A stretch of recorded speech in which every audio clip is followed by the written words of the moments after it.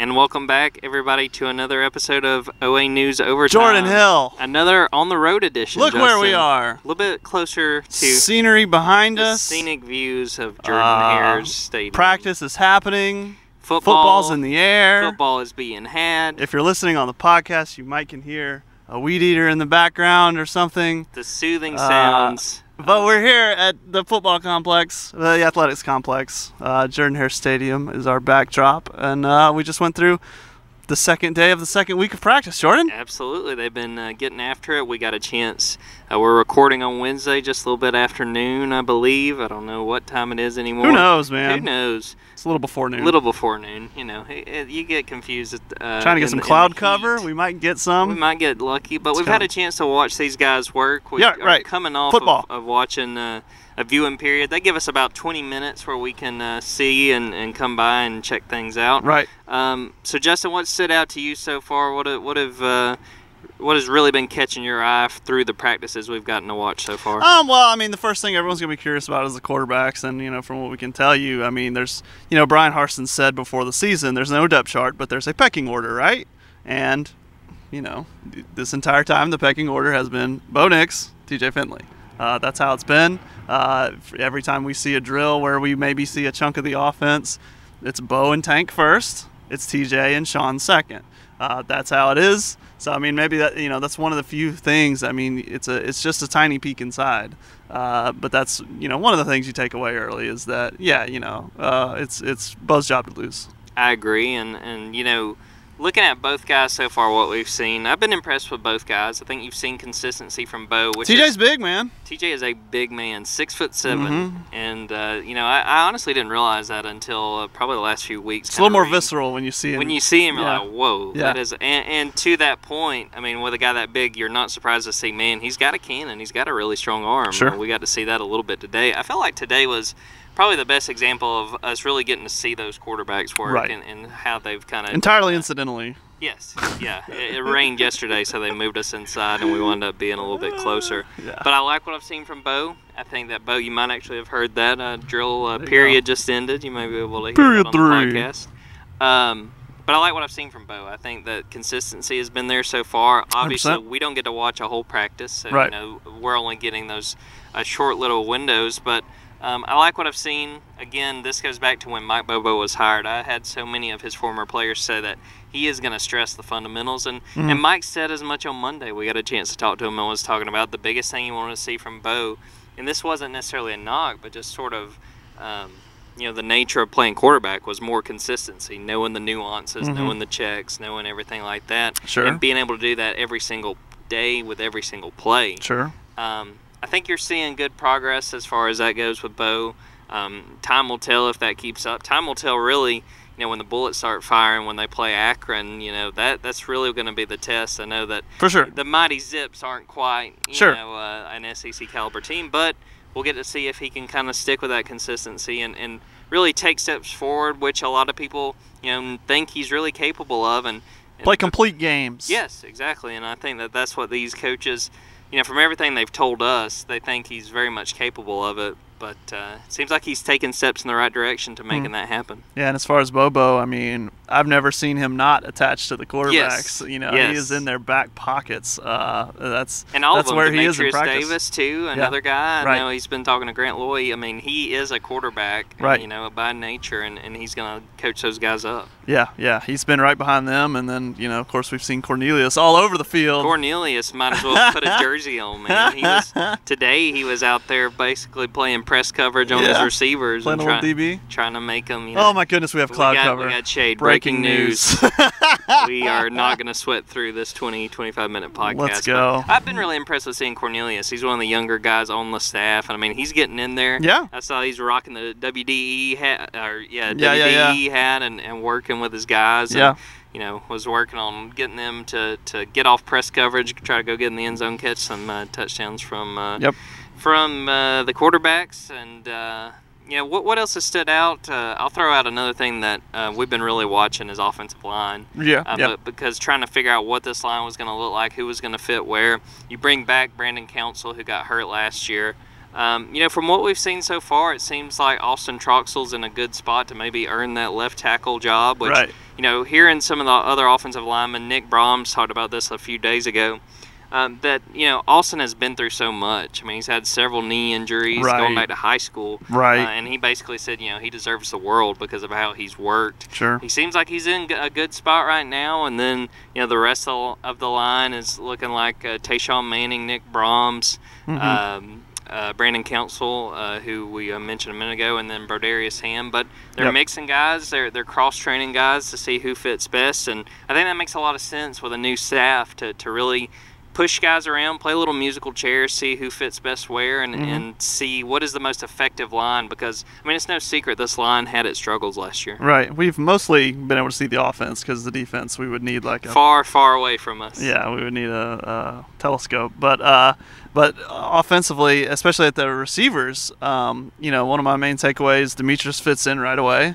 And then, Elijah Canyon looks like a dude, man. Yes. And sometimes, again, we're talking about tiny little glimpses, but sometimes you can tell right away. Sometimes there's something to be said there.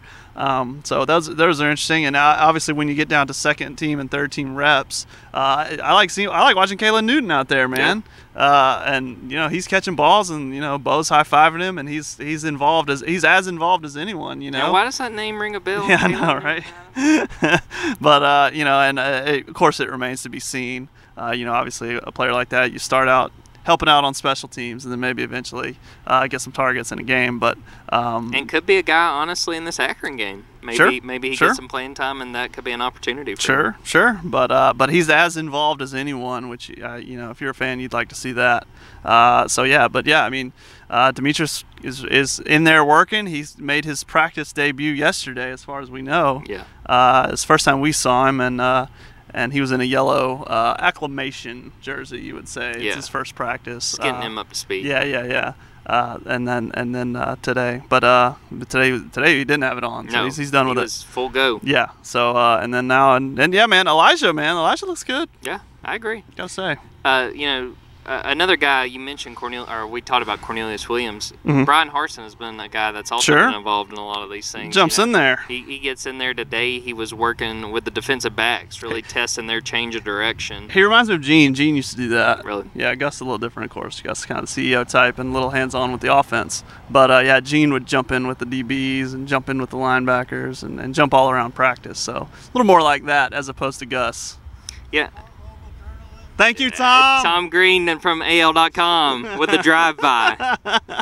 The thing with Harsin, he was asked about this on Tuesday, just, basically, why is it so important to you to be hands-on? And I really was, struck by his answer. He said, I love football, man. I love being out there. And it's about, sincerely, he said, it's about the team. And right. you understand that. To me, that makes sense as a new coach. If you want to get acclimated with these guys, if you want to really, this is his team. If he wants to get involved and really get to be a part of this team, he needs to be in there running with those guys. And he's been with several different position groups for the few days that we've gotten to watch. Yeah, that is new. And I hadn't thought of that because Gene really was the same way. He would just jump around, do whatever he wanted. Well, there's some high school coaches that we see that do that, and some who have their baby. They have their defense, that they love, or whatever, or they're a CEO type trying to watch all of it. Yeah. But here at this level, that's one of the things you can do is as a head coach, a lot of your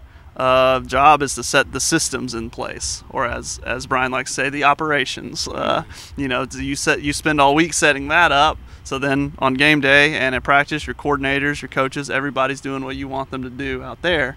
And then as a head coach, you can be free to jump around and throw bouncy balls at players and whatever he's been doing. You mentioned jump around. We got to hear that on the That's true. playlist. That was yesterday.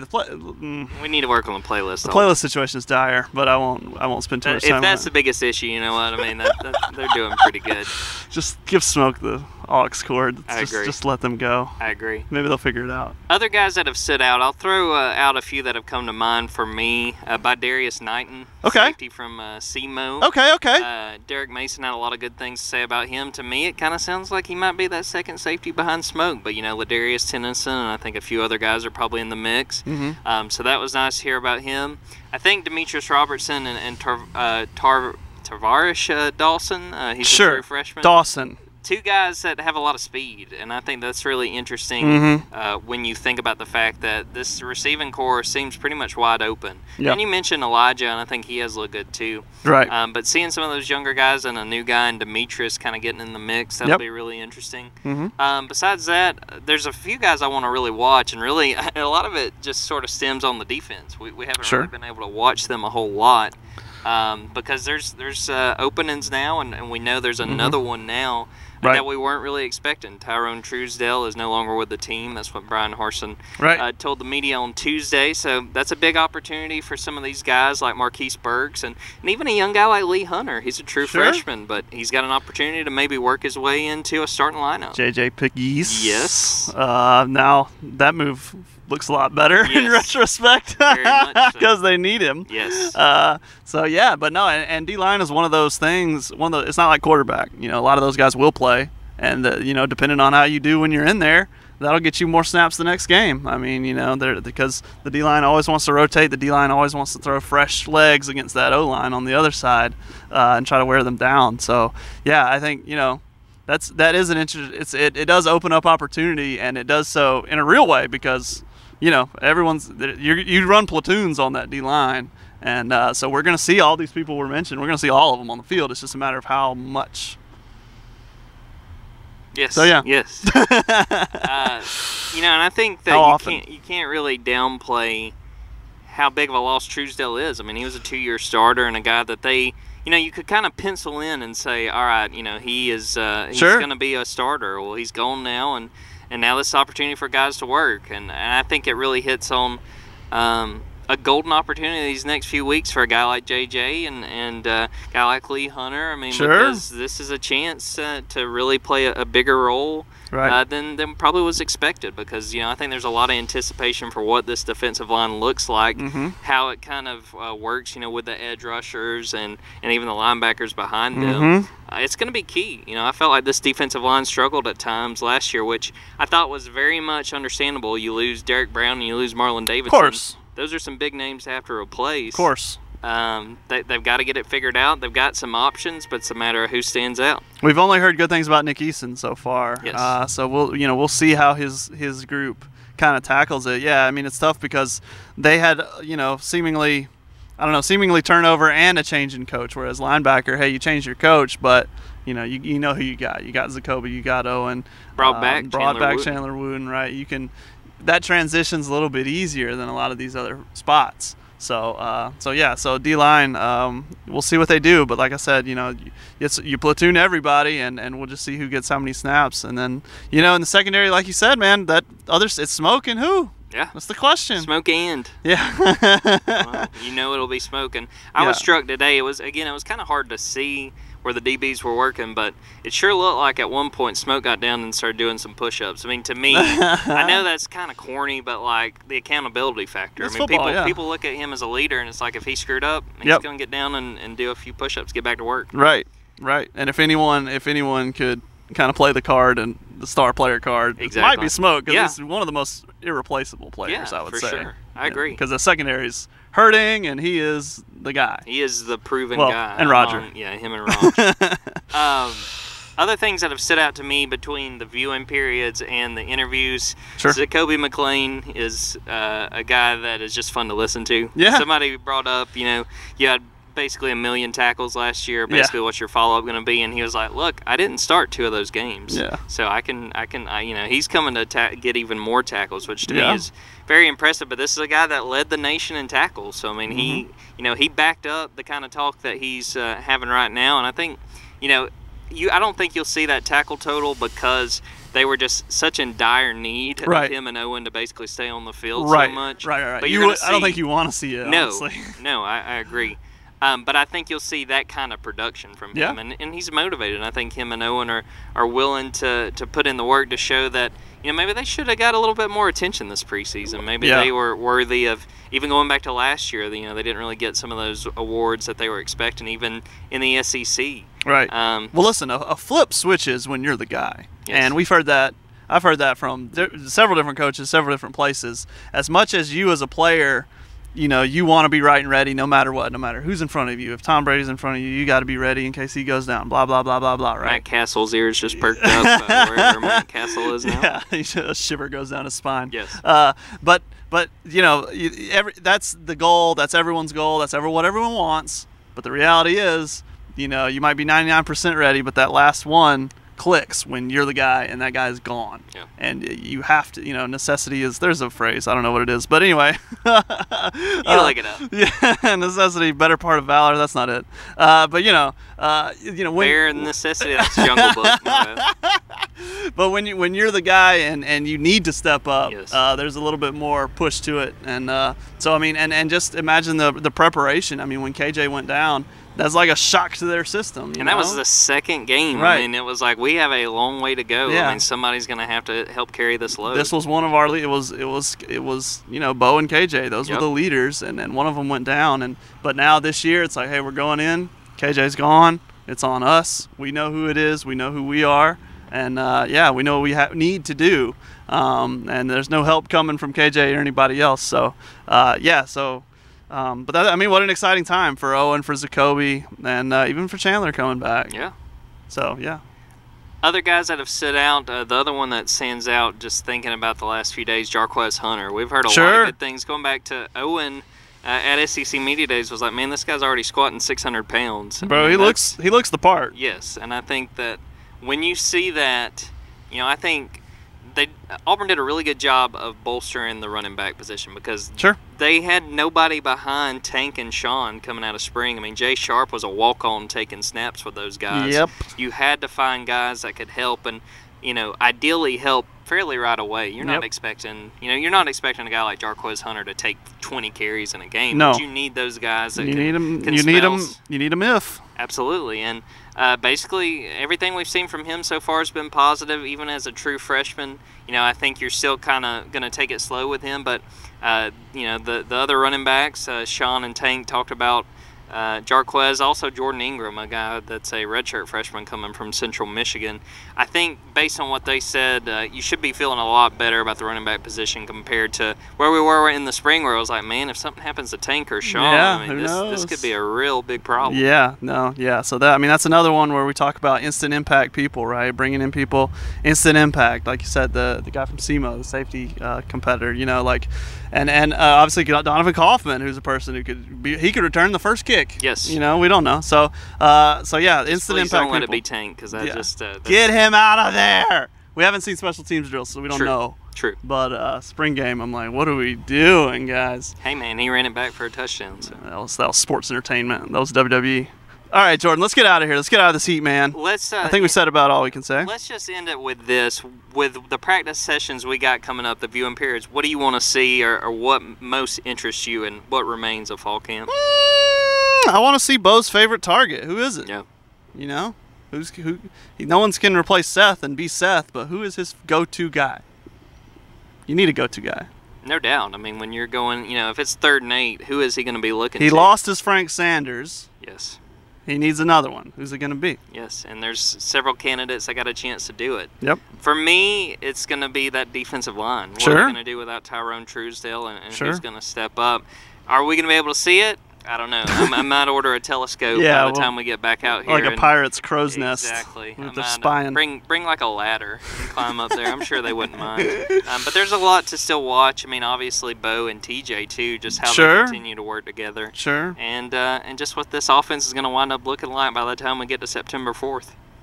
Jordan Hill. Justin Lee. Another episode down, baby. Another episode down. It is hot. It's We're hot. going to Let's get out of here, but we're going to have some more interviews with some of Auburn's players in the next few hours and be looking for more practice reports. And, hey, on Sunday, for any of the high school football fans in the area, our Prep Blitz preview tab. Yeah, man. Go to the store. Get your copy. Will be in Sunday's edition of the paper. It is can- well worth the money. Yep. 20 high school teams we have previewed and got their schedule for everybody throughout the year, and it's going to be a fun year. Good you can see stuff. the Super 8 seniors Super in 8 there. seniors all in one place. It's a great season companion. So pick we it are up. getting ready for high school football next week, and Fired up, we man. Cannot wait. Yeah, man. We're going to go get ready for that. I got to go get on a plane. Yes.